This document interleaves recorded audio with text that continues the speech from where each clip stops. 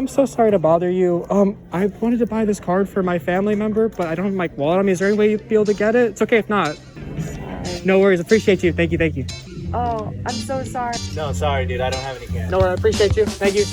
Hey everyone, Alec here at Dherbs. Today I'm going to be asking people if they can buy me a card for one of my family members. If they say yes, I'm going to give them $100. Let's get to it.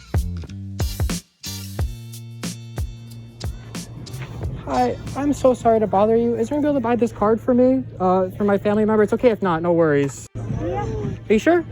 Oh, thank you so much. I appreciate that. So I actually want to let you know something. We're filming a show for Dherbs. We're trying to see if people are going to do kind gestures for us.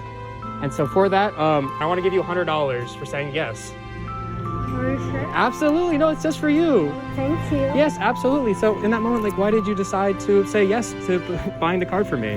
Because that's what my family told me. Oh, really? Mm-hmm. That's super sweet. Thank you so much. So he said thank you.